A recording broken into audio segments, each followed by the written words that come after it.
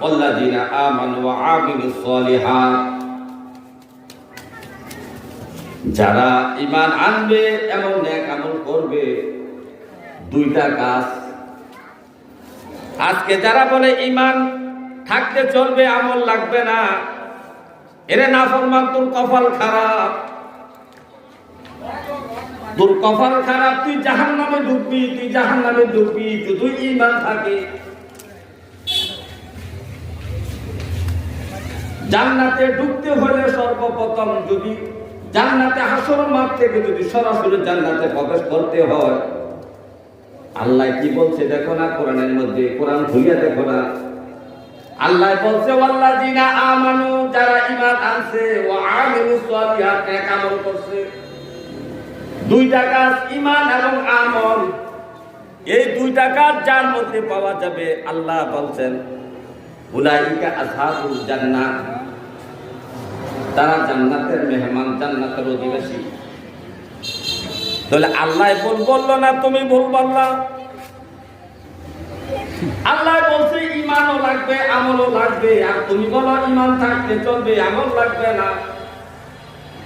যে কথার ফুটি করে তুমি ঈমান নিয়ে ঘুরতেছো, নামাজ পড়তেছো না, সময় মতো নামাজে যাও না, ইসলামের বিধিবিধানের তোয়াক্কা তুমি করো না, নবী সুন্নতের আমল তোমার মধ্যে নাই, ওয়াজিবের আমল নাই, ফরজের আমল নাই, নফল মুস্তাহাবের আমল তোমার মধ্যে নাই। তুমি মনে করছো আমি ঈমানদার, ঈমানদার, আমি জান্নাতে চলে যাব। আরে জান্নাতে যাইবা তো ঠিক আছে, এই ঈমানদার কোন প্রকারের জান্নাতি হবে? জাহান্নামের শাস্তি মুখের পরে নবীর শাফায়াতে তুমি জান্নাতে যাইবা। কিন্তু জান্নাতে যাওয়ার আগে যে তুমি জাহান্নামে প্রবেশ করবা, এই জাহান্নামের শাস্তি তুমি কতটুকু ভোগ করতে পারবে? এই শাস্তি ভোগ করার কতটুকু শক্তি ক্ষমতা তোমার আছে? হে আমার ভাইও, আল্লাহ তাআলা বলেন জান্নাতে যাইতে হলে দুইটা জিনিস দরকার, ঈমান এবং আমল। ঈমান এবং আমল। আর আমার নবী যে বলেন মান ক্বালা লা ইলাহা ইল্লাল্লাহ, যে ব্যক্তি লা ইলাহা ইল্লাল্লাহ বলবে,